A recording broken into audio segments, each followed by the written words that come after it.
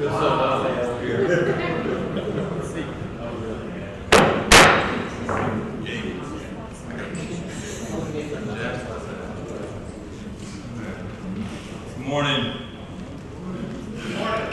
Howdy. Howdy. All right, this is the GETAC Disaster and Emergency Preparedness Committee for the Governor's EMS Reform Advisory Council. If you're thinking you're headed to Boston or San Antonio on this flight, you're not on a plane. I'll be your host. My name is Eric Eckley, and I'm the chair and also the executive director at STRAC in San Antonio. We'll get started by calling the roll. Mike Weimer here. Tim Berry here. Gwen Campbell. Brad Gowdy. Wanda Helmson. Dr. Kidd. Here. Chief Kidd. Yes, sir. Robbie Kirk. Dr. Morber. Here. Sharon Knowles. She's out of town, and I knew about that. Dr. Nemeth is not here, and we'll talk about that in a minute. Rennie Pettis. Here. Vicki Reeves. Here. Nick Sloan. Edwin Smith. Here. Dr. McGraw. Kenneth Webb. Here. Michael Wilson. Here. 11 plus me, 12. So we have a quorum. We're in good shape. Thank you guys for joining us. Sorry this is on such an early morning of the conference, but we picked this spot because it seems to be the best one for all concerned. I'd like to get started. We'll do that at the end. First on the agenda actually is the TDMS briefing, and so I'll turn that over to Dr. Kidd, and then Victor, you're kind of nearby hovering as well. I'll get you back down to the AMBUS working group. I want to talk a little bit about that when it gets time. So I'll turn it over to Dr. Kidd. Okay, good morning, everybody. I have a pretty brief report because TDMS Steering Committee has not met for the last 2 months. Ebola took over all of our lives in October, and then yesterday our meeting got canceled due to the state NXH meeting at the SMOC in Austin. So just very briefly, we continue to work on the revision of the overview document. The subcommittee that's working on that would like to finalize that. We were hoping to get it finalized by this month, but that's not going to happen, so perhaps by the end of the year, January. Our educational working group is continuing to work on courses for the general public of an overview of public health and medical, a course for justices of the peace throughout the state, and an elected officials course for basically an overview of public health and medical, local, regional, and state resources and response. Resource typing work group has completed the command assistance team and CASPER team. Resource typing is working on our disaster behavioral health teams. Mass fatality working group has completed their training for the rapid assessment teams and are currently working on goals relating to crisis standards of care, which are we going to talk about that later? Okay. And continue to discussions about the TMORT team being housed in a university somewhere in the state of Texas. Responder health and safety, we continue our discussions about pre and post deployment assessments, as well as how do we test potential source patients should there be a needle stick or some other sort of exposure. Our medical countermeasures working group is up and running. They are drafting their charter and developing a survey for medical countermeasures stocks and awareness around the state, so look for that to come out in the next couple of months. Disaster behavioral health team is working on their training standards. And finally, I wanted to have a discussion about what TDMS, and then I think Eric is going to talk about what this group needs to focus on for the next year. That's all I have. Any questions from the committee on that? Okay, so I encourage, by the way, remember to speak into the mic. The TV folks are on. So thank you to TTAP for making sure we're broadcasting this to people who are across the state who can't be here today. Make sure to speak into the mics and lean forward so everybody can hear you. Throughout this meeting today, if we can do a pretty good job of thinking of items for the next, at the end of the meeting, I want to go through 2015 and beyond, what we want to accomplish in this group And I think with respect to TDMS and the interaction between the two, it hasn't been that long. For those who are in the audience who may not remember, and by the way, I want you guys to be thinking as well, you're going to get a bunch of time to talk. I'll give the Eric's rules of order, which are not really rules. So you're allowed to come up, speak, raise your hand, shout out. I'm not big on a lot of order. I would rather have a little bit of chaos. I think it produces better results, frankly, in these kinds of audiences. So if you have a thought about something that someone's saying, come up, sit up front, and you'll come right up, public comments throughout the entire meeting. This group started as a task force a long time ago, right after Katrina Rita, and you know, a lot of other things have been put in place now. The Texas Disaster Medical System, the Emergency Medical Task Force, many of the response teams on the public health side, all that stuff is kind of fostered from my perspective out of this group. And you know, I think we find ourselves in a place where we're starting to wonder what the next rock is to turn over and find what's under. Because so many of these other groups that we spawned, we created and saw flourish, are handling the things that we were tackling alone. It seemed like every agenda we had before was full of stuff. We couldn't get to everything. And now, it's probably a good thing that we're better prepared. But at the same time, I'm worried we may not be. It's the failure of imagination is what they said for September 11th. We had a failure of imagination to think what could happen. So I'd like us to be thinking about that for the next steps. Victor, do you want to go ahead and give your report? Absolutely. Okay, so the Emergency Medical Task Force, he'll cover AMBUS, the MMU, and some of the other items. And you have a little something about what's going on down the street? I do.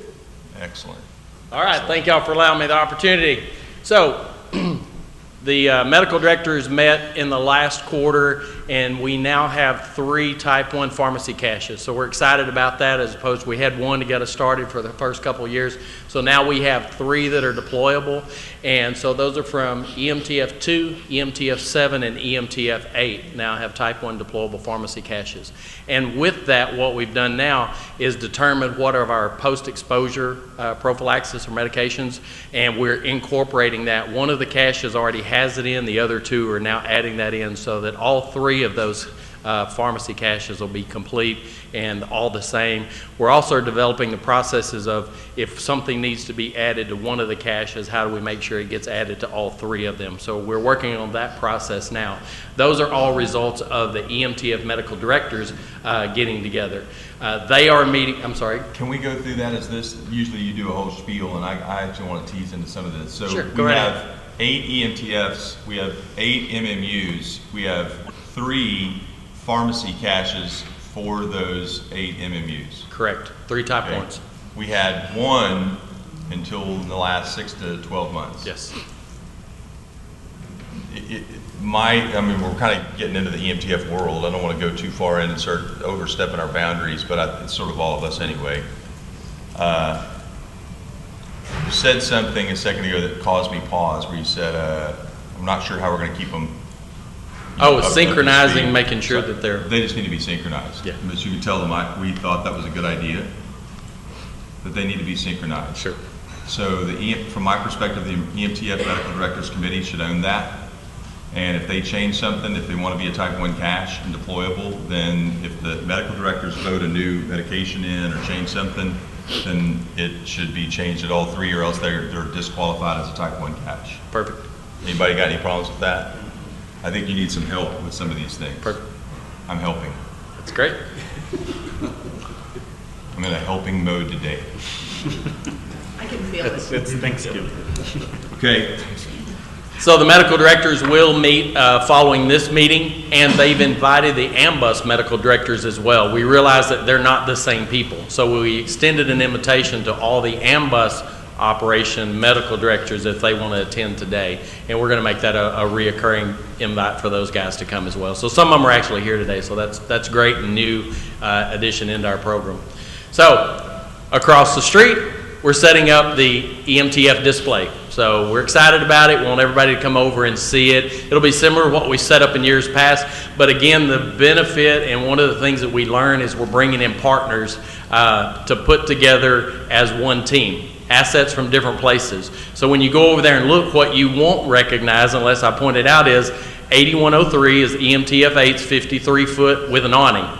2101 is the Arlington EMTF 2 MMU setup that's a 36 foot with a quad, two 860s and an awning. And then you'll see an ambus from Lubbock. So the Lubbock ambus 101 is over there, as well as 204, the ambus from here in Fort Worth, MedStar and Fort Worth Fire. So you see all those assets combined together in a single site. And then what you really won't even see is that there will be representation from all 8 EMTF regions covering the booth. So somebody from every region, each region is assigned a certain number of slots that they go cover the booth. So all the entire state is combined together in a single display as one team. So Victor, 2 things on that. Number 1, thank you for your leadership with that. I can't imagine walking by, when I walk by your office sometimes, looking at the chart of who's done what, when. Everybody wants to be involved, and balancing so that everybody gets a piece of the pie. When we go to the governor's display, when we go to the emergency management conference in San Antonio in April or March or May or whatever day. I'm not giving it up this year. And so we would, I really want to I want to thank you for the leadership that takes. That's a lot of work. And what I hope everybody heard just now is what they're demonstrating across the hall is true interoperability. It's not a game. I mean, this is real. They've been able to put multiple teams, multiple equipment, multiple leaders together, and it's working seamlessly. The things you didn't mention that I want to say thank you is the IAP. So they're putting an incident action plan together. The COMO, we've had a COMO plan. The 205 has been solid, and frankly, we heard it all in the SMOC yesterday in the meeting. It came blaring over as you guys talked on the satellite on the way from different spots in Texas. That was actually really effective, though, because the State Medical Operations Center was monitoring and listening. We turned it down. We weren't nearly as concerned about your weather trips, your weather reports in Waco, but it was good that you guys were briefing that up. Seriously, very helpful. And then it was not bad about Waco, it's just that we didn't really care about the weather at that moment. The leadership and this interoperability piece is magnificent, and I think it's one of the shining stars of our preparedness efforts in Texas. I want to thank you for that. It's a big part of you and the coordinators.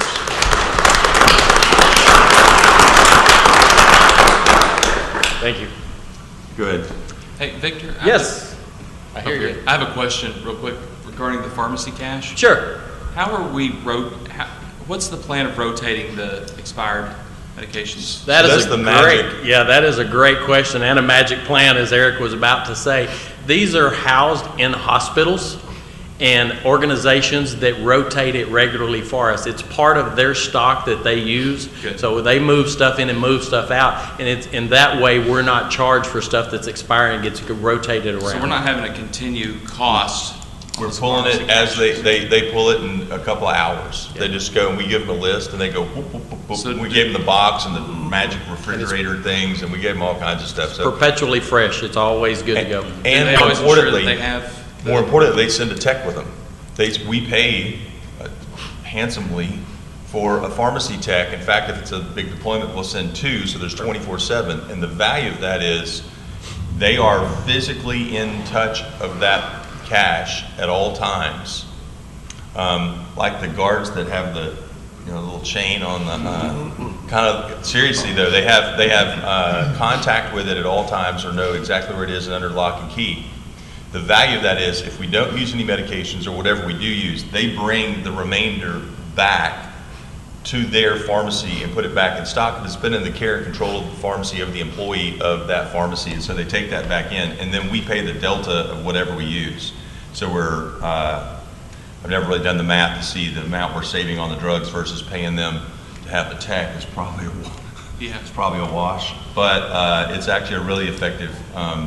it's been a really effective way to do that, so we don't have any ongoing expenses. So did they increase their par levels to Yes. make sure that there's always, Yes. what's on the list is always available? Yes, they went back and looked at what is the impact and how much, and so, yes, the hospital, those sponsor locations increase their PARs to accommodate that. Which is concerning in the drug shortage. I mean, Zofran, I mean, there's plenty of things every day that kind of go, you have to find out what the anti-emetical choice is and the, you know, on duty today. So that's been very helpful for them to par up and commit to making that happen. And when there are shortages, the good thing is they're the shortages everybody kind of expects. And so the emergency medicine guys have said, well, it's fine, just we'll give them some Phenergan, just bring that. But it's helpful that it's not helpful. It's not helpful to be short every day of medications, but it is helpful to be short every day of medications if you're going to be short in disaster day of medications. So, does that, anybody have any difference of opinion on that? Actually, I said that with some confidence, and I want to make sure. You guys awake? Yeah. Should I do the howdy thing again? Yeah. Okay. And one thing about it as well that's very helpful is it's in 4 large Pelican cases, so it's shippable or transportable. We can put a tech and a crew with a Suburban or whatever, and we can get that thing wherever we need to get it quickly. The other disposables that we're maintaining in warehouses for each EMTF, have we considered using sponsor facilities like that and run it through their central supply so that we have a ton of disposables that expire? I mean, we've got, God knows how many ET tubes and stuff that, I mean, that's just a continual cost that seems like we could. It's a fair point. Or McKesson or somebody like that. Yeah, the bigger challenge with respect to that is getting it deployed quickly, right? The pharmacy cash is relatively small, and you have a focus group of people in that pharmacy that have agreed to work with it. And asking them to pull this stuff and put it in the box and leave in a Suburban is simpler and more, I just would say more doable. When you start looking at the bigger, all the other boxes and equipment, the durable, not durable, but the disposable stuff, excuse me, it's a lot. And it's everything from splints to Band-Aids. But I think there's some value to that because we can look at the high dollar ticket items that expire. I think that's a good project for the next year. So let's take that to EMTF ops. You go to ops. Because I mean, you could even, the people that It actually could go back to work group first. Can I go to coordinators first, because like I know Curtis has been working on the bigger items, or the ones that can't get are more expensive already? They could produce a list for us to discuss. Yeah, why don't they produce that list? What I do want to make sure though is we have that candid conversation in ops, because the people in ops are the ones that work in hospitals that will have some idea and we can get some leverage. The coordinators tend to, there is a problem sometimes, they solve problems themselves because they're very resourceful, but there may be easier solutions that are in the hospital that we can get some help with. And maybe not even having them sponsored, but the logistics person managing that stock, if they have their list of expirations and high value items, maybe work out something with one of the local facilities or, you know, one of the vendors where they manage just go ahead and do the swap. So I don't want to get too far in the weeds in coordinator and ops work with this. I do want to say though that one of the things that we have had a pretty decent conversation about is equipment, like either an 18-wheeler or about that size 36-foot trailers that you can line with essentially rolling cart shelves.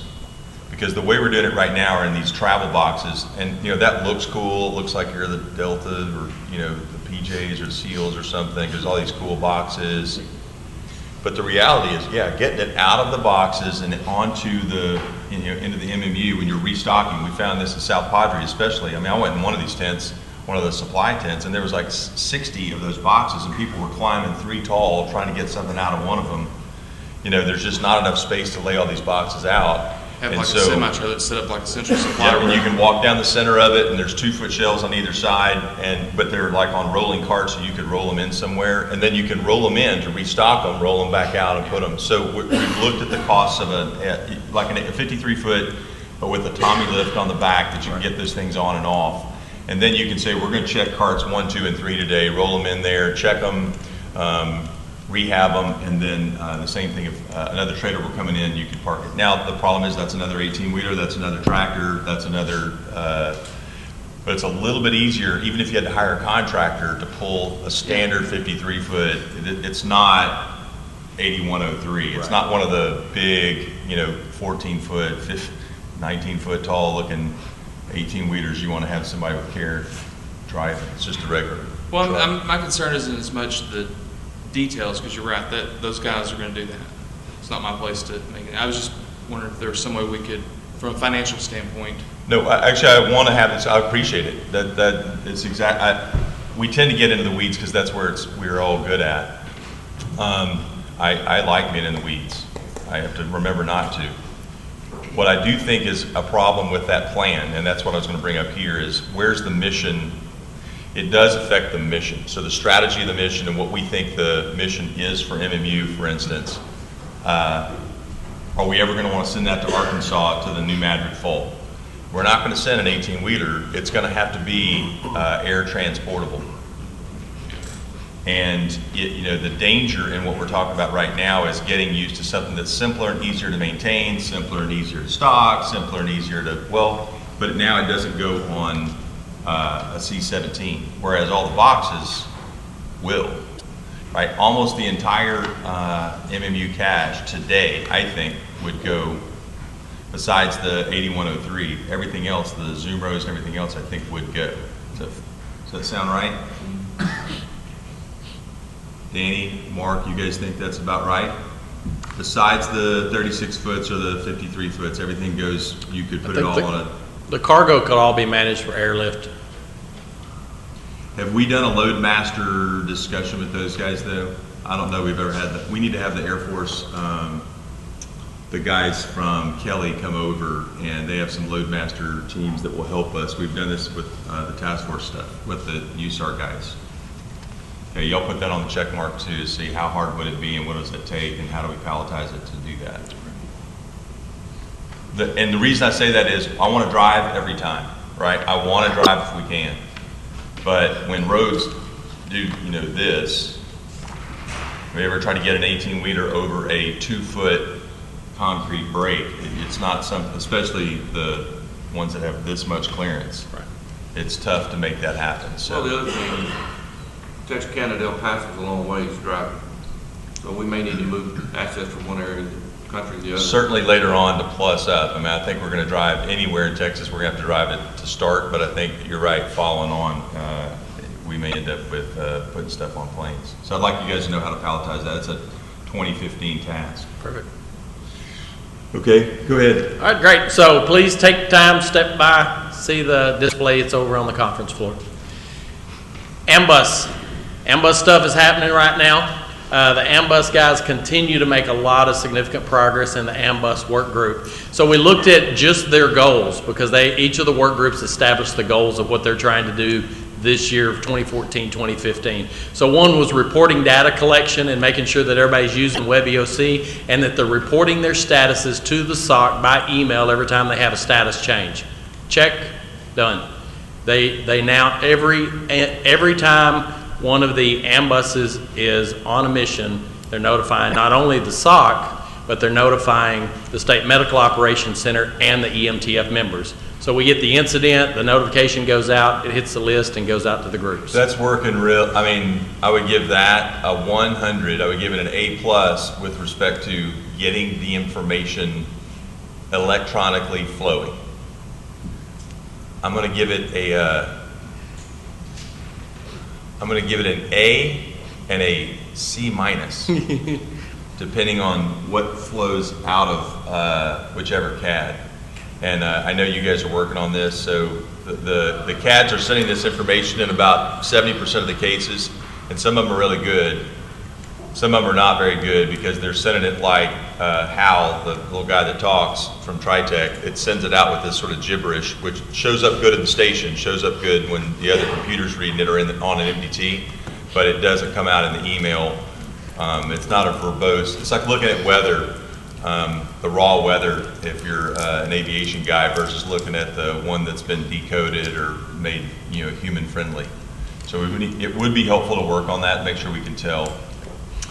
One quick tip for you guys who have iPhones, or I guess it would work for everything else, but I did it on my iPhone, is for the weirdly named CADs, I just did a details from that contact. I saved it as, you know, HFD CAD. Or HFD was the one that I couldn't figure out almost at all, and then I finally did. And then what was the other? There was another weird. The Harris County. The Harris County CAD. I couldn't figure out. Harris County Emergency Corps is Atascocita's. So I just named it Harris County CAD as the last name, and now whenever I get an email from that, it shows up. That's where it's from, because it puts that other name in it, which was actually a pretty cool. So right now we have it saying each of the AMBUS names somewhere in the text. We're hoping to get those standardized, but and that's tough. That's not something an emergency an EMTF coordinator has a lot of effect on. You got to go find somebody who's the CAD guy. It's hard work. I'm not. I think it's great. We're doing good. We're getting closer. Chief, you have anything about that? You agree with that? I think the SOC's pretty happy. One of our other tasks was tracking AMBUS costs, so there's a spreadsheet that's been developed that's sent out to each of the regions for them to gather their information. 75% of the AMBUSs need to have 75% of their crews trained on the DPS driver's training course. Right now we've already trained 61 of the 111 drivers that have been identified, so we're at 55% overall. So we're not where we need to be yet, but we are making progress. Standardized bed labeling, yes. I want to thank Nim, thank you for helping us with that and the integration with the DPS Driving Academy in Florence. I mean, when you look at the capability to bring a bus up there and teach guys to do evasive maneuvers in the actual bus they drive, that's a big deal in this state, and that's a lot of work. It's a big state, and there's a lot of miles and a lot of costs associated with that, and we're making things safer. This is the kind of thing that I'm most proud of. So. Yep. And we also have to recognize San Antonio Fire, who built the curriculum to put that together. Yep, you're right. Thank you. The crews are very complimentary of the program. Really? Yes. Good deal. So we're very excited as that continues to move forward. Standardized bed labeling. Every bed on every AMBUS is in the same place. So if you go to bed 7, any bus, bed 7's the same. That took 2 years. But it's done. So all buses have agreed to labeling. Ongoing is the best practices where they're sharing. And then one of the goals was to conduct the nationwide AMBUS users group. And it's happening down the street right now. So there's folks from a number of different states. There's some guys from Georgia, Maryland, North Carolina, and New Jersey. You can see up there the Gwinnett County Fire and EMS, Howard County Fire, and Arundel County Fire, Wake County, and then New Jersey EMS Task Force. Those guys all traveled in to participate in the first ever AMBUS National Users Conference. So we're excited they're down the road meeting right now. And then the last two things are still working is the ECMO transfer plan and then neonatal operation guidelines. So those two goals are still underway.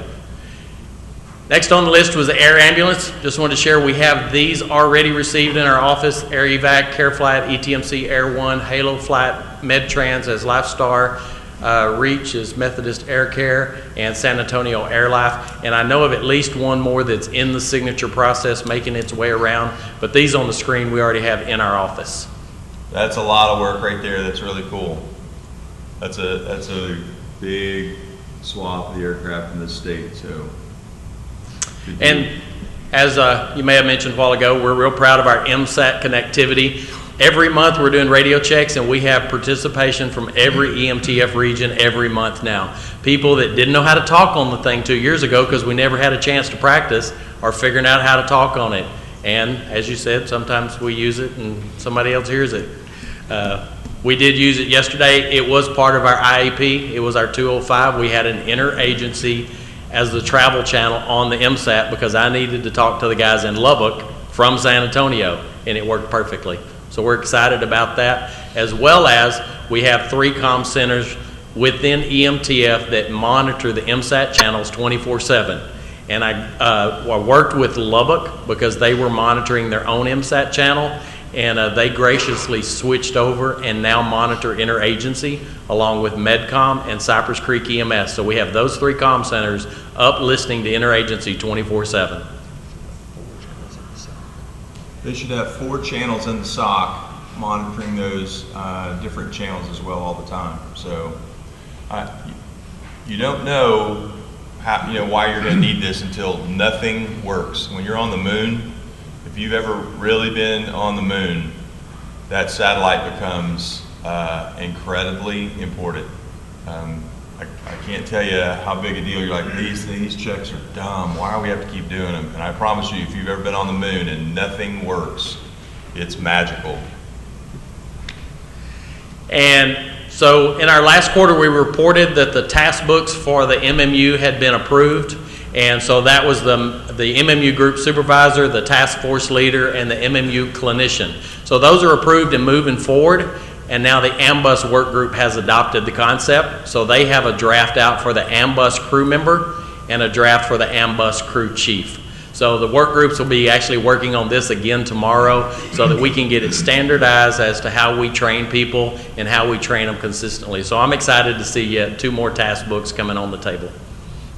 So I want to talk specifically about this because it's a good effort.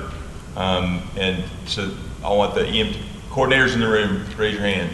Most of them are over at the... They're all right there. I'm looking at them. Most of them. I'm looking at half of them anyway. Yeah, the other half's at the Worthington. Okay. I really want more, your mission for 2015 is going to be standardization. I want to normalize training. I want to normalize the books. I want to normalize the equipment re-upping, kind of what Micah was talking about earlier. I want to normalize the response. I want the final step in creating this and turning it into a program that's going to be sustainable is normalizing things where we see 8103 pull up and 2101 docket, and we know what's going to be in the satchel or the little pouches and all that stuff you guys have been working on. That's exactly where I want you headed. Does that make sense? Anybody disagree with that?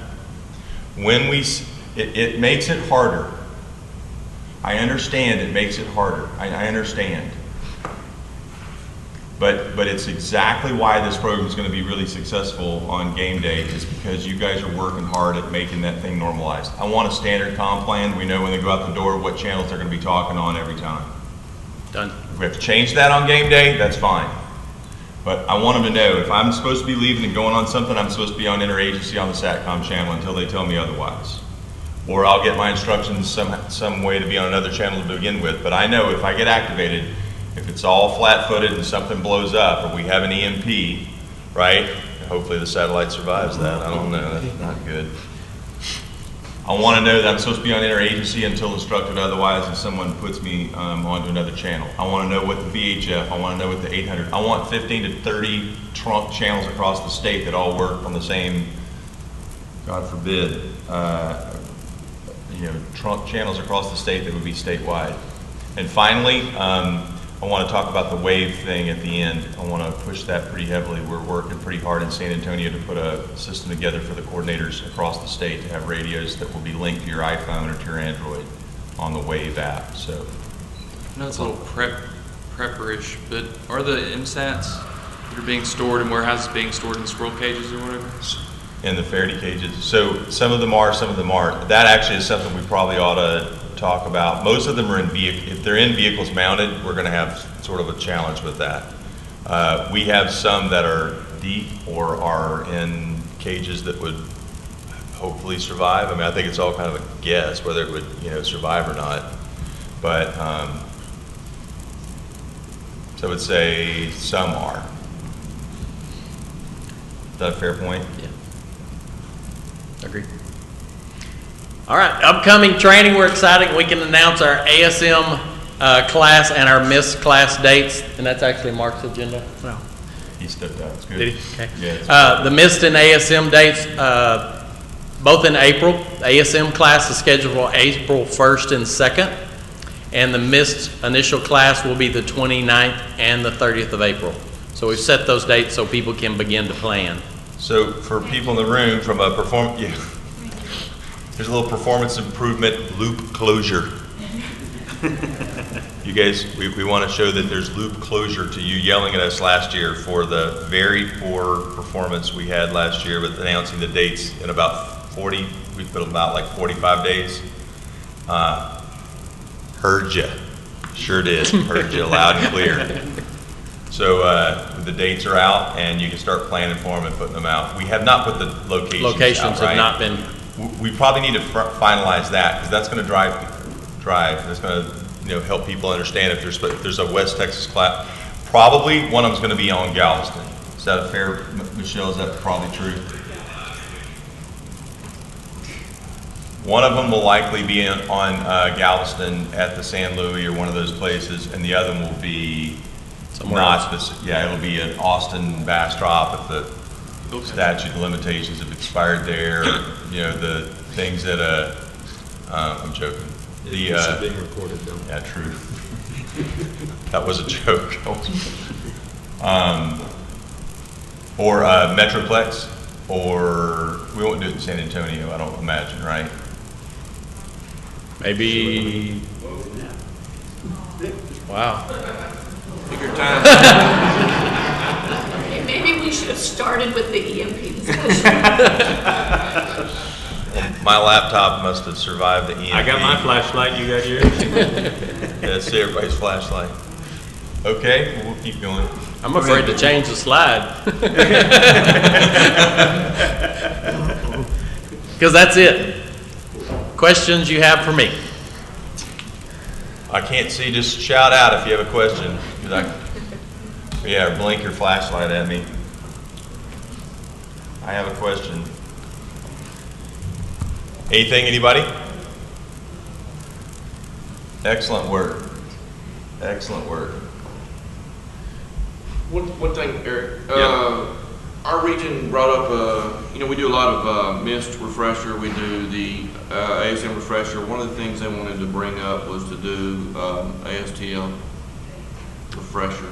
I have great point. We do have 2 ASTL classes, but they're not refreshers because that doesn't exist yet. We do have 2 in the budget that we'll do, and we've actually talked about actually doing an ASTL class in San Antonio and one in the Valley, but there's not been any discussion about the development of an ASTL refresher as Well, late. a lot of the guys, went through this 6, 7, 8 years ago, and this would be an opportune time to bring them up to speed with everything else. So the problem with, that's not strictly speaking our class. Right. Is it? No, that's the TEACS class. That's the TEACS class. So we don't,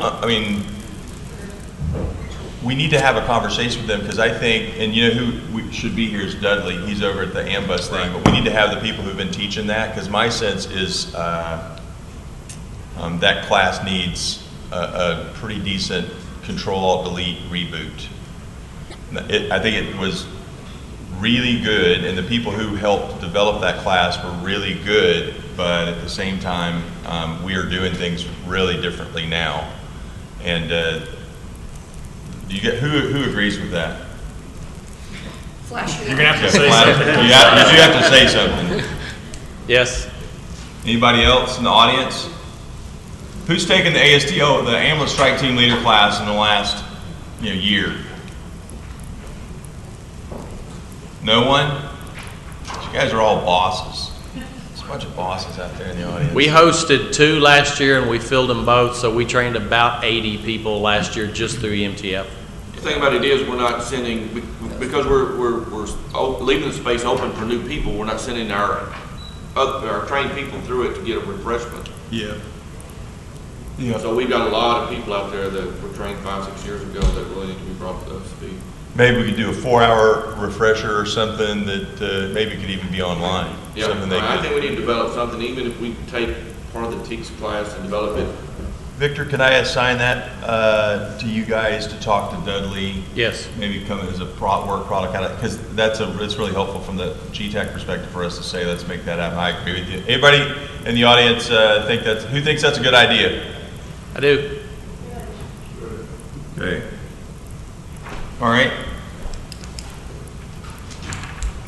I also think the mist, we're doing better at the way that refresher works, but we need to have more, that's waning in attendance, right? We used to have like 80 people wanting to come, and now it's down to 50-ish, and there'll be 35 or 40 of the hardcores. Well, I think some of it might have been timing of the schedule for people Oh, yeah, we just jacked that up and so it wasn't well attended. That's probably true. I hope, so that's, we should not misinterpret that, is what you're saying. Okay. Now, I know we were gonna make changes the next year to only mist that had MOAs with their MTF briefing, not just every mist.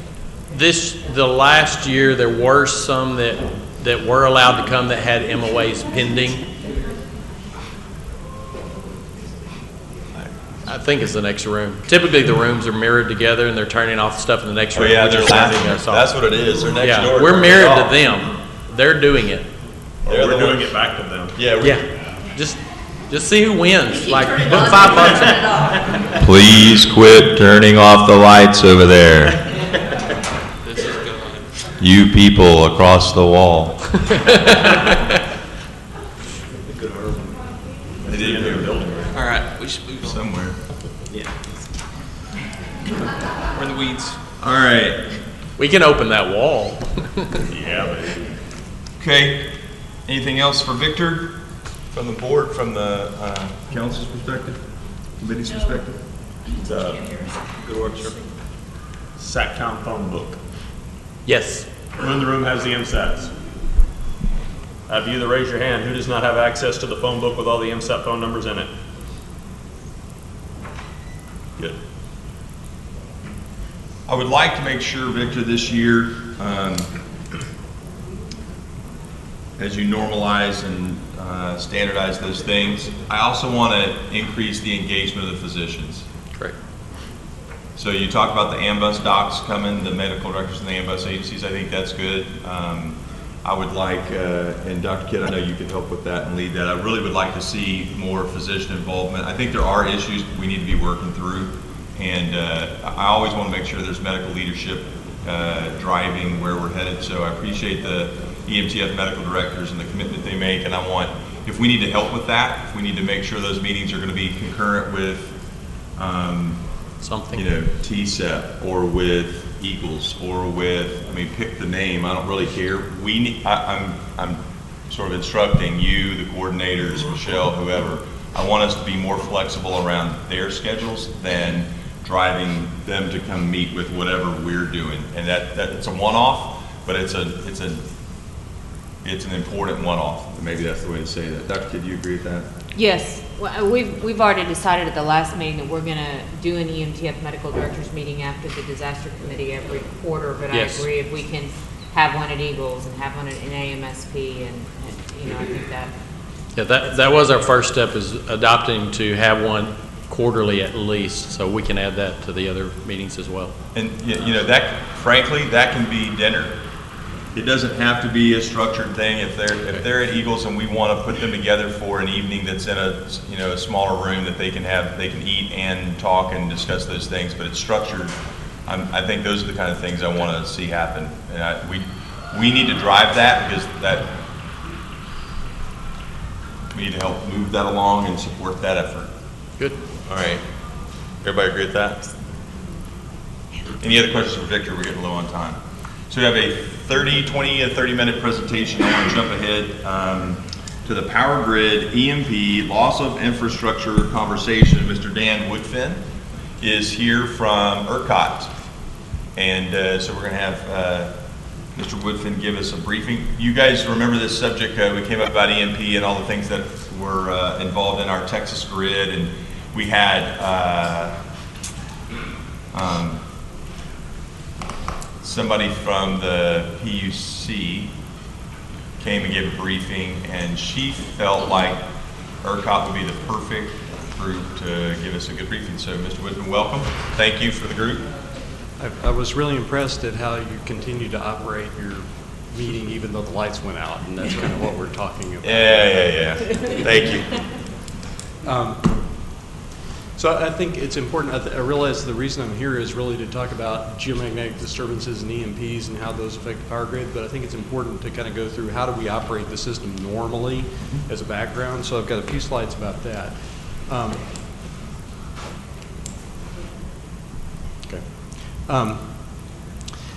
Whether you're aware of it or not, the power system in the state of Texas is not really interconnected to the rest of the United States except through some limited direct current ties. The eastern part of the U.S. and Canada is all connected together. The western part of the U.S. and Canada is connected together, but ERCOT is really an electrical island. And with a few ties, we've got a peak demand of about 68,000 megawatts. We cover about 90% of Texas load. There are a few areas in the Panhandle, portions of northeast and southeast Texas that are in El Paso that are not connected into the ERCOT system. They're connected into either one of the other two U.S. grids.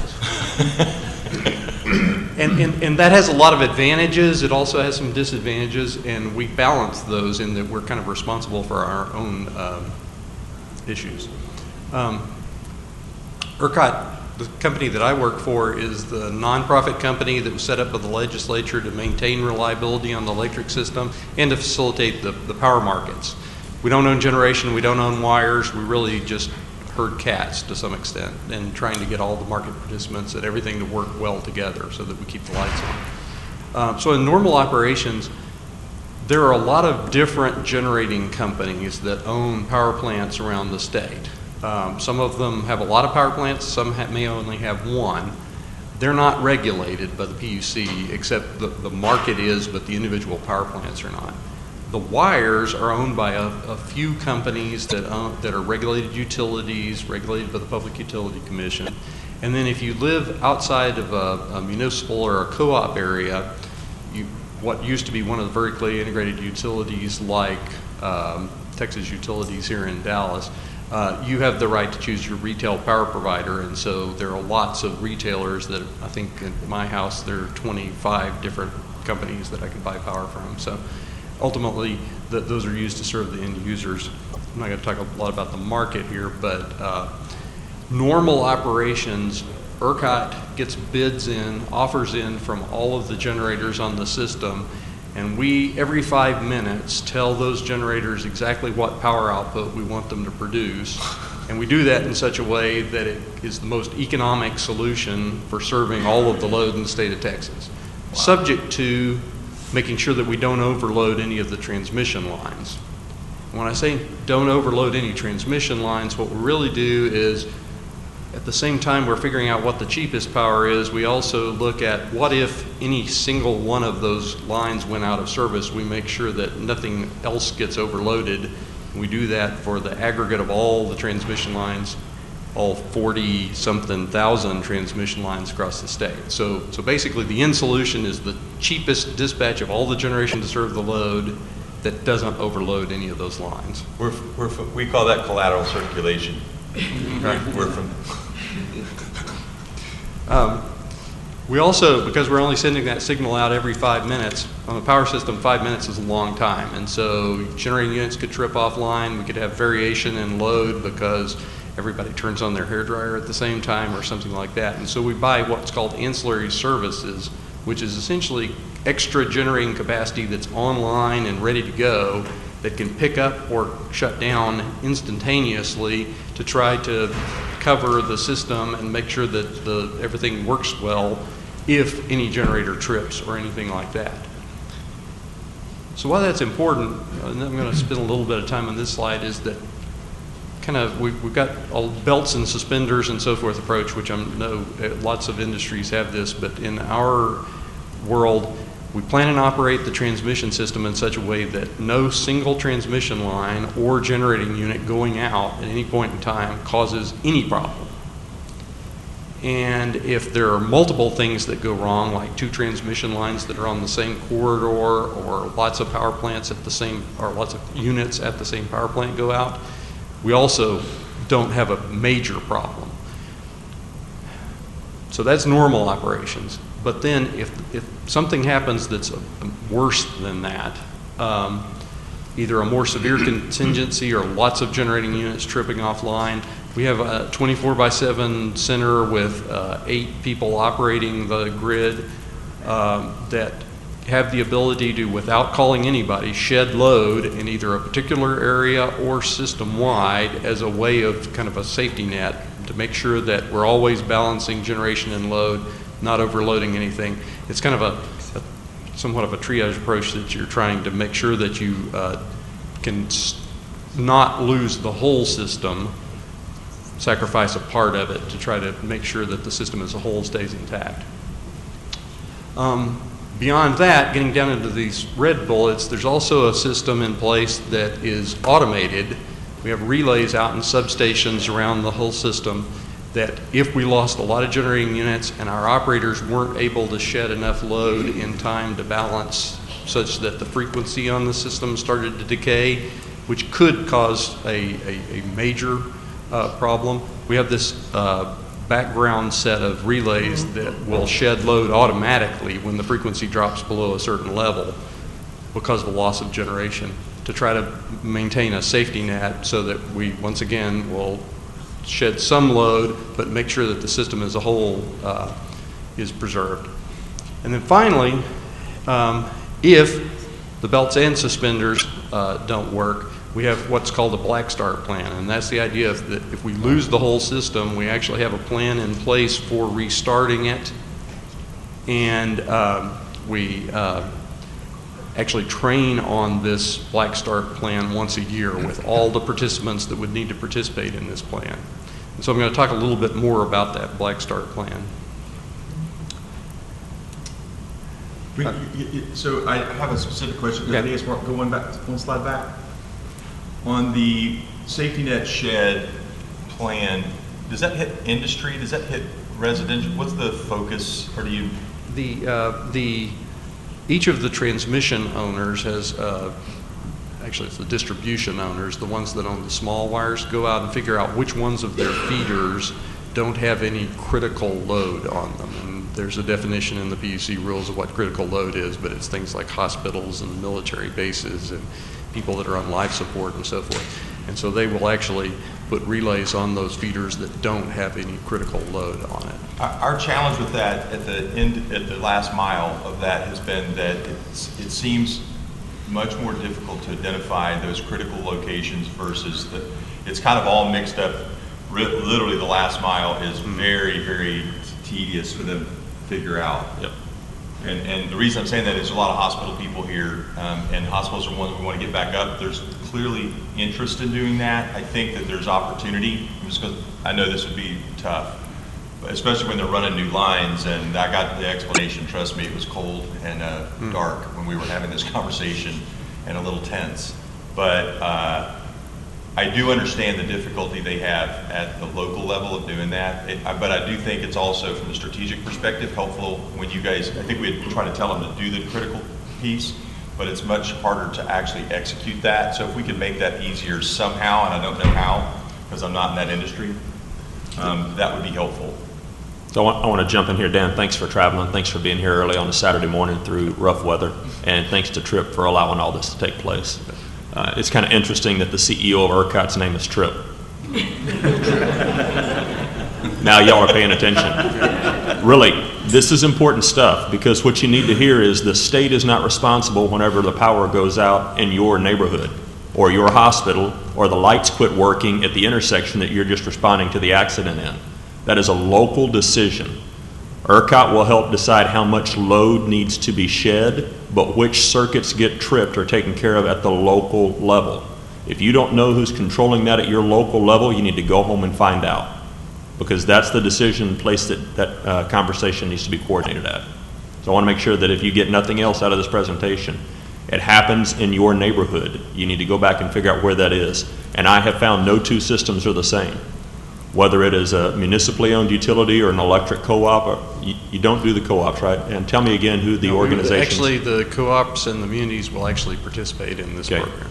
And so working that out, you need to go back and talk to the people that are controlling, and you can have mix matches of who is actually turning those switches on and off, or who owns that power there.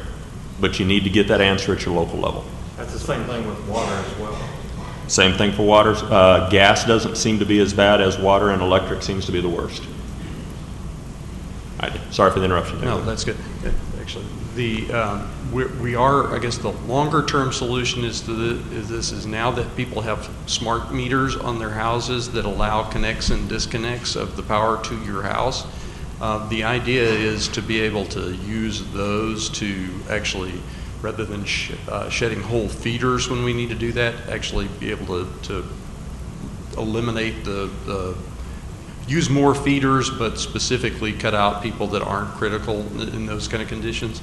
The communications associated with that, I understand, is really difficult because that's 6 million individual signals going out to meters, and so it's got some hurdles that we have to get over, but that's the longer term plan. I think that some of the utilities are working on. Moving ahead to Black Start then, this is kind of we don't want to ever be here, and so that's why we have so many protections in place to keep it from happening, but that doesn't mean we don't have a plan and train on it. And Dan, when you say that, we understand that. No one likes being in the ER in cardiac arrest. Yeah. So we live in a world of the worst case scenario has occurred, and we have to work through it. So it's valuable, and it's sometimes I think in the non-medical world, non-critical care world, it's an uncomfortable thing to talk about the worst case scenario. We are the worst case scenario for you if you ever had something bad. But we're the best case scenario for you. We live in your worst case scenario. That's probably the better way to say it. We're your worst nightmare. The goal is, of course, to try to get the power system back up and running as quickly as we can. That is an interesting process because it starts with your normal power plants can't just start if you don't already have power to them. So we actually have a process where we have to have diesel generators in place that start up. They energize some of the auxiliaries around some next start power plants. Then those next start power plants are used, they're brought online. And of course, if a power plant's putting out power, you have to have some load to consume the power it's putting out. So you have to balance that at all times and not trip the plant back off. And so we actually have a plan for which units start, which loads are used to balance and restore. That's a little more difficult if for some reason, say a storm or something has taken out some of that load. You've got wires on the ground and so forth. So the operators we actually train on, well, what if that load's not there or these lines aren't there? How do we get this back? So while there's a plan in place, there's always options that the operators may have to work through, and that's why training is important. So we bring these back up. We actually have about anywhere from 12 to 15 different units that would come up, and each of those forms an island. So we're not trying to bring the whole state back up at the same time. We're bringing up these individual islands, building them out, energizing more transmission. And then when we get enough transmission within an island, a couple of islands to where they can connect to each other, we connect them together and then build that joint island up. Try to do that very fast because the bigger the island is, the more stable it is, and the faster then you can grow from that point. And so ERCOT's role in this, the individual transmission owners like Encore here, like Austin Energy in Austin, CenterPoint in Houston, they'll actually bring up these islands individually until we start connecting them together. And then once we start connecting them together, ERCOT will coordinate those between the different transmission owners. You said you like to do that fast. That's a relative term. Yes. So what does fast mean to you? So in the simulations that we do, it can take on the order of, we're probably pushing a couple of weeks. And so that's it depends on what takes you into that situation. If it's a hurricane and you've got lots of lines on the ground and those kind of things, then that's could delay that. Transportation of getting linemen out to substations can delay that. But I think it's important for this group to understand that it's not an order of hours probably. It's more like days and perhaps weeks.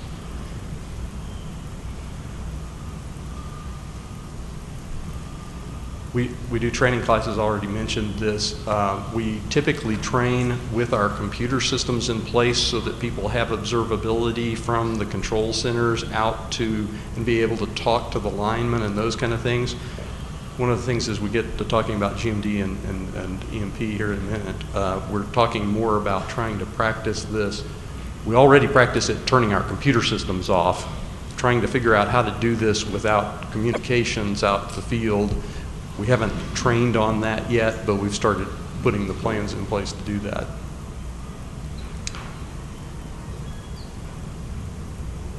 Okay, so talking about GMD.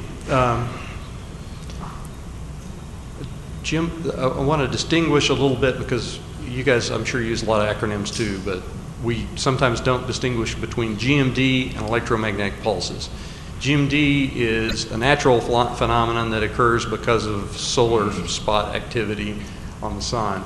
EMP is a result of, it's man-made, it's a result of a nuclear explosion or something. That both of them have effects on the power system. Some of those effects are similar, and that's why sometimes they get blended together, because what protects against GMD may also protect against some of the things that occur because of an electromagnetic pulse. So we're going to discuss both of those. GMD, basically, it's due to solar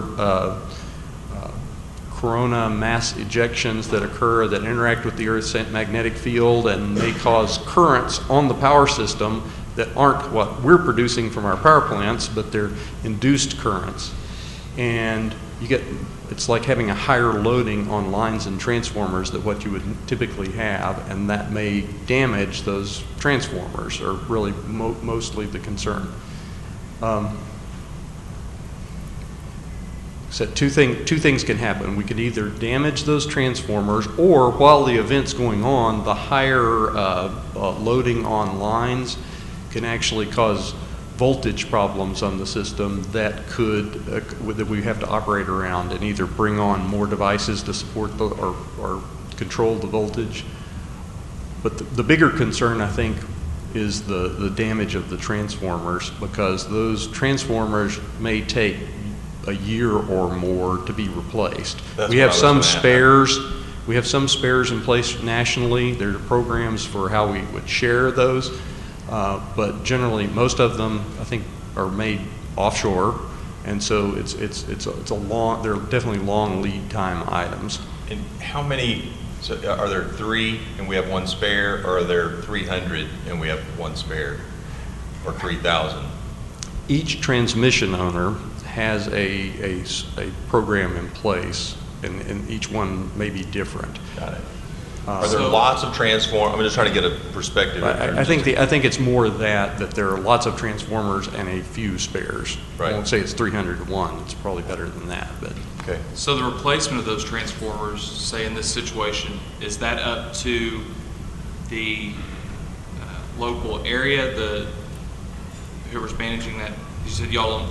Yeah, it's the local utility. Like here would be Encore, and Austin would be Austin Energy, and Houston would be CenterPoint. Do they each have their own way to prioritize which ones are replaced first? Or is yes, yes. There has been more work about. I mean, there is the industry group for transmission owners has a program in place to share information on who has spares. And so there's some, and where they can, go negotiate with each other and get the spares that other people have if they don't have a problem, and that occurs today when you have just a one-off type situation. So Micah, this is a really dark black start moment, kind of briefing up, but your question is germane, and what I would say is, when NIM was still in San Antonio, we started having, maybe he created the power problems, I don't know, it was 07, we had the ice storm.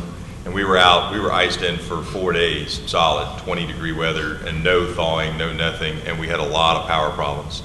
And since that time, I bet we've had probably five pretty major power outages, citywide, kind of big power outages. And so what our lesson, and I'm sure we just learned late and everybody else has this solved, but one of the things I think was really important, and if you don't have this in place, I would encourage you to do so, is to put a senior level person in the Emergency Operations Center. And this turn on thing you're talking about, I'm telling you, it's a lot of black magic to it, right? You need to be at that table and having conversations, at least your hospital. That's why the RMOC, I think, in our area was so effective, because we were sitting at the table talking about what grids were going to get turned on when, and you can't just say, well, we have to have it on, because it's this island thing he was talking about where they can spend 8 hours working on one sliver. And if that's really, it's about priorities, and it's helpful to have the decision makers in one place, especially when the power's out and you have limited commo. And that's my concern, is that what we consider critical infrastructure is brought back online first. Yeah, I was wondering where it ranks and what they consider. Well, it's like, it's not an emergency till it's my blood. I always think the hospital is the most important, but it may be that the police department, to keep civil unrest, I mean, there are other, we become medical support instead of medical missions. And we want, the hospitals actually are in some ways, we have a problem because we have really good generators. Because TJC makes sure we have really good generators, at least theoretically we should have really good generators. And so there are other things that are completely out. The fuel farms, we can't get any gas to keep the police and fire and ambulances running because we can't get power to the fuel farm at the terminal. It's those kinds of things that you don't really understand until you're there and you're hearing the conversations. That's why I think it's valuable to have a local MOC working with your hospital reps, with your emergency management coordinators, and those power things. No, and back to, just because you don't know the plan doesn't mean there isn't a plan. You've got to go back and talk to your local emergency operations centers and the utility providers in those areas to understand the plan. And we don't want a centralized government with a centralized plan, right? I mean, we don't want Nim and Dan deciding who's going to get turned on and not going to get turned on. We want those made at the local level, right? Yeah, I think I want to parse out a few things there that for like an ice storm in San Antonio or a hurricane in Houston, typically most of the damage is distribution lines rather than transmission lines and generators, which ERCOT's responsible for, or is kind of has oversight over. We actually have no visibility whatsoever into distribution systems, and so if you've got lots of the wires that run down your alley that are torn up because of limbs blowing into them and those kind of things, that's actually a function of the San Antonio utility, Encore, the local co-ops, and those kind of things to decide to work locally to get those things back up. What we're talking about here is really the kind of large system-wide events, and we actually do. I mean, we don't decide. We coordinate the State Operations Center, which then coordinates out to the local areas, I think, on those system-wide type events. So, Dan, I want to be kind to your time and make sure we stay on point. I want to leave 5 minutes at the end. So I'm showing 23 minutes. That gives us about 18 minutes. If I got 5 minutes at the end to wrap things up. So, GMD, we actually, we haven't actually had a GMD event in the kind of history of the modern power grid. The biggest one was back in the 1800s that we know about, because it did have some effects on the telegraph system. We know it was big. We haven't actually had any. Ontario had one or Quebec, I'm sorry, that was the GMD tends to affect people at higher latitudes more because it's closer to the pole and the magnetic fields have more of an effect there. And so we've got warning systems in place, magnometers on the Earth's surface. There's also a satellite that sets out between here and the sun that gives us some warning of when one of these coronal mass ejections is coming toward Earth. We haven't seen that to be, there's not much of a warning there, and they don't exactly know how strong it's going to be when it gets here, but the NOAA is actually responsible for issuing warnings to us for these GMD events. So we get like about a week or so notification? No, we're talking 30 minutes, an hour. Minutes. Good deal. Plan big, baby. Plan big.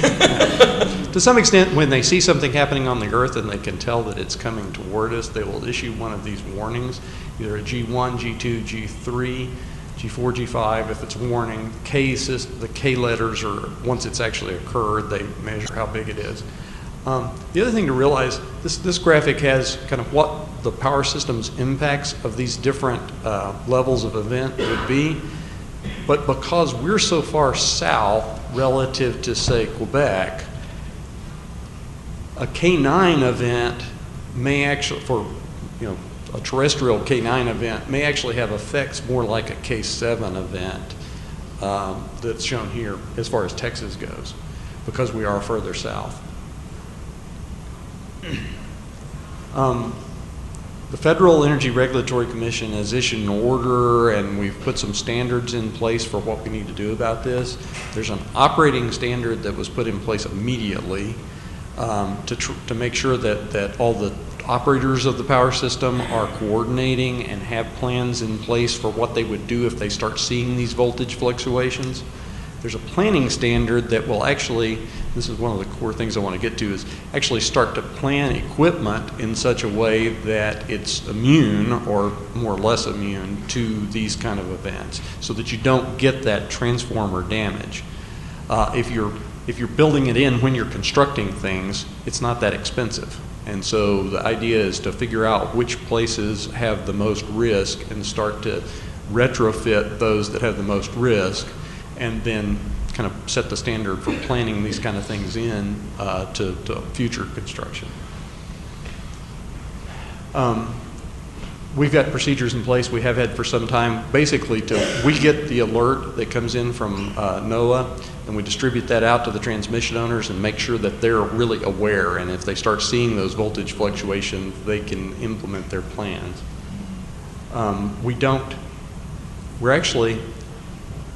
We have never seen what the transmission owners have planned to do in these kind of things from an ERCOT perspective, but next week they're supposed to send us their plans so that we can make sure they're coordinated. So each of the transmission owners now has to develop a plan under this FERC order. They have to develop a plan for operating through a GMD event and get that to us. Electromagnetic pulse is a little different. The idea is that the effects of it are line of sight. So I think the idea is an explosion on the surface of the Earth is going to do more damage from a physical standpoint and a radiation standpoint. EMP burst is not the biggest deal associated with it.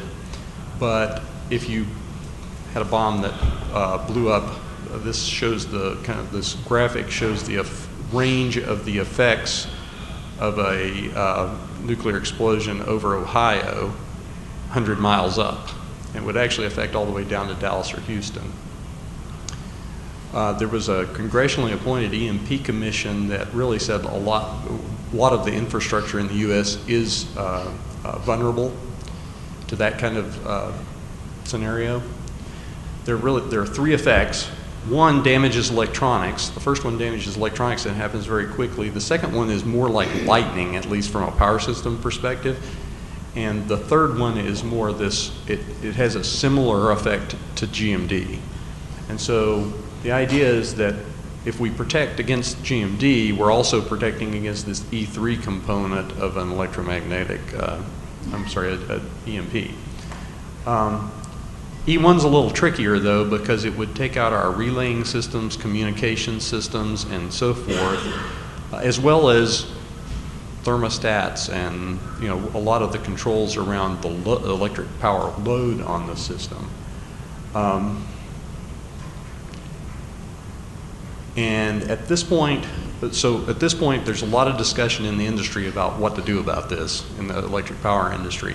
And there's no clear plan for addressing it in the same way that we have addressed GMD, except that by addressing GMD and kind of lighting a fire under that so that we're solving those problems, it solves the effects of the E3 component that would be kind of those long lead time transformers and those kind of things to make sure they aren't damaged. Okay, probably took a little more than 2 more minutes, but. So we've got 10 minutes with questions, staying on time. I have a ton. Go ahead, Dr. Kidd. You may have touched on this and I just didn't hear it. Should we have an EMP over Ohio that takes out half of the country? Do y'all have any idea on what kind of time we're looking at to get electric systems back up and running, if ever? Or what is y'all's thoughts on that? We really don't know at this point. I think everybody's kind of struggling with this, but the process, we would go through our Black Start process, and that would be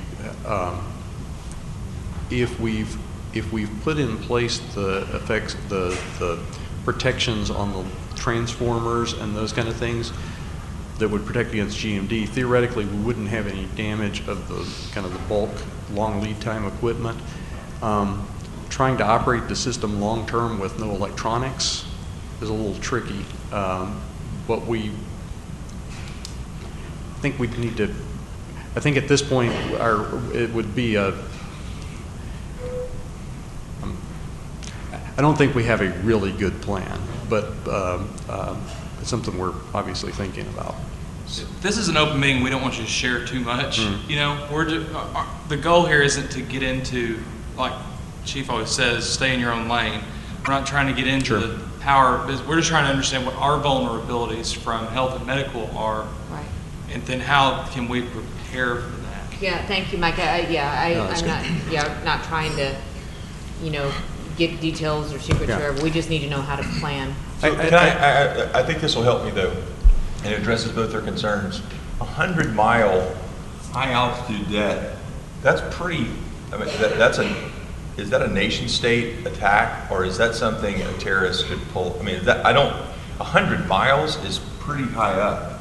100 miles. I mean, you normally don't fly planes anywhere near that, right? It's a so you fly at 10 miles, I mean, think about it. 7, 8 miles is where you're north. 100 miles is a nation state attack. I think that's been a lot of discussion in the industry, is that when you look at the cost of protecting the power system and the loads on the power system against that, particularly the E1 type effects, the money's better spent in ensuring that that doesn't happen. Right, and that's where I was headed. So the people that probably could reach out and do that today, Russia, China, I mean, I'm sure North Korea could do that, maybe. Anybody else know of anybody else that thinks that they have a nation state that could reach us with an ICBM? Well, again, lack of imagination is what got us screwed up Good point. the first time. It's a little harder to smuggle some that's the Ebola ones we know than it is about. to smuggle in an ICBM, but That's ones we know about. I think there's some out there that have that capability. We're not really on the radar. okay. So can we talk more about something that would be lower, maybe a 15 to 30 kiloton kind of device that's on a Cessna, that's on, in a Caravan, right? Something that would go in a plane that could be, I think that's a much more realistic concern. The value of the reason that I'm talking about it is if there's a plausible nuclear device that would be set off in that range I'm talking about, but it was flying at 10,000 feet, right, or 8,000 feet. Do y'all have maps that show that, and so we have a better understanding? It's line of sight, so you could produce the cone that would show that. Okay, good. What are the other causes besides a nuclear? So what causes black start kinds of things? Yeah, so Statewide, big. I know we have hurricanes, but I mean, what's the bigger? I mean, it's really, if you go back away from those really very low probability events like GMD or what we call high impact, low frequency type events, but like those. We've run some simulations that, a hurricane coming right up I-35 and tearing up our transmission system, just completely kind of separating East Texas and West Texas. We're not sure we could stay ahead of that with the load shed to try to balance those things. So something like that could potentially get us into a black start type situation. That's why we have the belts and suspenders. I mean, our operators will be working very hard to stay ahead of that. But there are some kind of more weather-related events that could get us into that black start type of situation potentially. And that's good to know, because we're all thinking like Armageddon stuff. Yeah, I don't think black start is Armageddon. There really are some vulnerabilities that we're not even thinking about, like weather. Our Texas heat, when we get to summertime, I mean, how close are we? That's not an issue, because on a really hot day, if we get so hot that we have where we have maybe a lot of plants trip offline or something like that. That also sometimes happens during the winter, where we have a lot of generating units, because it's all a matter of balancing generation and load. You got to have enough generation to serve the load. If we start to lose generation, and we maintain reserves on the system, so we actually have more than what we need to serve the projected load. But if you get to the point that those units are tripping offline because of some cold weather or lack of natural gas or something like that, then we actually will, that's where we get into the manual load shed to make sure that we're maintaining that in balance. And then it's just a matter of when the load subsides, we can start bringing that back online. So that's an hours type. And it's typically the way we do that is by rotating those outages. And back to what Chief Kidd said a while ago, that's not something that we do. We ERCOT will say, we got 60,000 megawatts of generation, we got to match that with load. So if the load is 61,000, we're going to say, tell the transmission owners, shed your share of that 1,000 megawatts. And then they typically have let's say Encore's piece is a third of that, so 300 megawatts.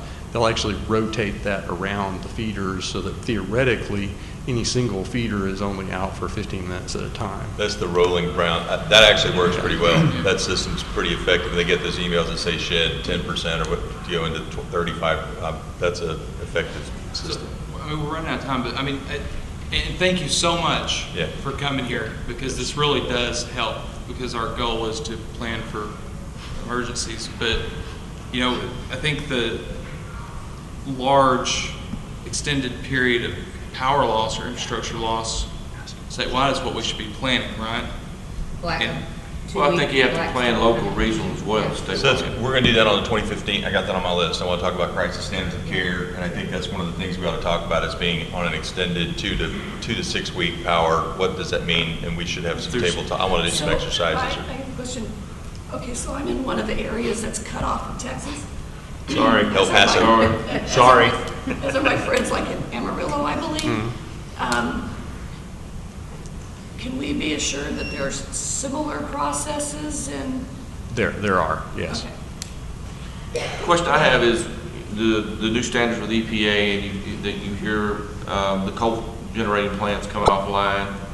How's that going to impact our demand and our production and going into the future as far as some of these events? It doesn't have the kind of effects that we're talking about here. I mean, if we had to shut down those coal plants, like if the generator owners actually decided these plants aren't economic to retrofit, so we're going to shut them down, it would be a matter of timing as to whether kind of replacement power plants could be built in time and were economic to come into the market. And as long as they're replaced, then it's just a matter of, can we balance the generation and load and balance it in such a way that we don't overload the transmission system. So it really winds up being a timing and an economic issue. What percentage of the power plants are natural gas? I don't have the, from an energy consumption standpoint, we're about 40% natural gas, 40% coal, 15% nuclear, and 10% wind. My concern is those are direct, like the power plants that are on natural gas, they're directly being fed natural gas. I mean, they don't have like a reserve natural gas tank out back, do they? Most of the gas pipelines have some storage. So one thing that concerns me, especially with all the cyber, all the stuff that's going on, is a loss of natural gas. Somebody crash in that system. I think that could escalate a lot of other issues like that. Many of the power plants have a couple of different pipelines that feed them, so they're somewhat separated. I guess the one piece of advertisement I'd do is that ERCOT has an app for the phone, and we actually will send out a push notice if we're having an emergency on the system, if we're having to do a load shed or anything like that. I mean, that's kind of a in your pocket type notification, separate from the ones we do more officially. So that's a handy thing to have. I actually sometimes get those notices as quick as I do from my operators.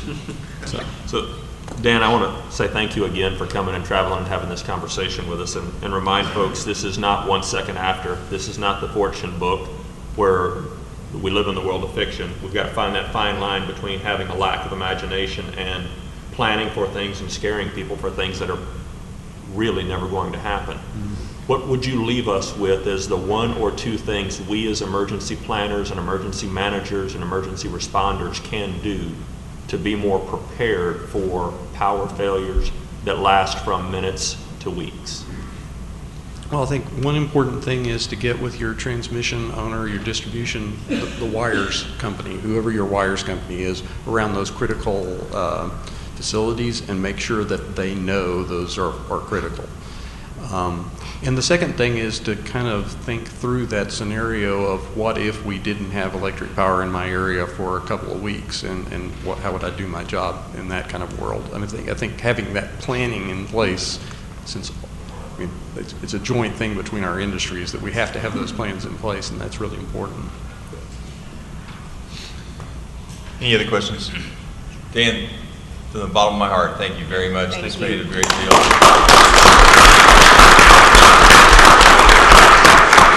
Very helpful. I want to wrap up. We have about 4 minutes. I have one more thing that Yep. I'd like us to discuss in the next year, and that has to do with tracking EMS patients on a routine basis so that we're good at it on game day. So, did everybody hear that? So, Wanda wants to make sure we start talking about tracking EMS patients on a routine basis, because if that system works well, it'll work well in disasters, which I actually completely agree with.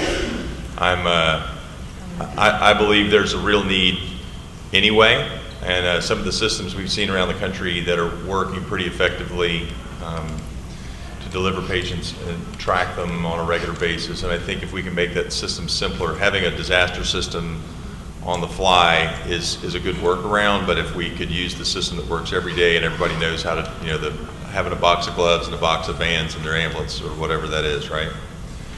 Agree, we will put that on the list. Eric, one of the other things I think... Can you make sure that says daily and for disaster? We're going to run through this list really quickly. So the other things, go ahead. I think one of the things that the month of October has kind of made us all aware of is the infectious disease response and preparation, and I think that should be one of our top goals to start looking at and addressing. I know we have the governor's appointed group, but... Right, the task force. I'd like for us to focus, that's a big item as well. Who in the room thinks we need an infectious disease focus on hospital, especially emergency department and EMS issues? Yep, we got to slug through that. And there are a lot of people focused at this at a lot of different levels. I want us to remain in our swim lane talking about the things that directly affect us in the emergency department, in the acute care side of the house, and then in the EMS world as well. And then I think we need to take this group's thoughts and recommendations to TDMS for Integration. collaboration with public health. Yeah. Fully agree. I'd like to talk about in the future crisis standards of care with a focus on power on black start power days, weeks.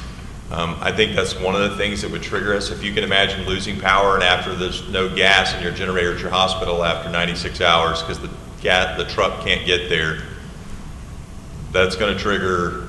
I'd like us to walk through on a tabletop going through that exercise and looking around your office, looking around your building, trying to provide service to the community in a weeks out of power kind of a moment. That's frightening. Kind of do an HVA and then go from there. Yep.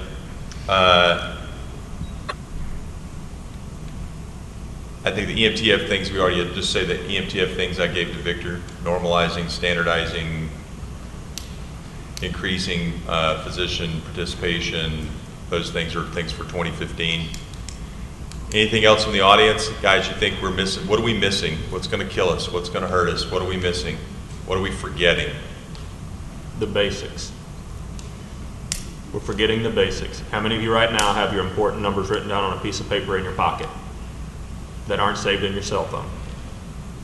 We're forgetting the basics. We can't forget the basics. No foundation, no house.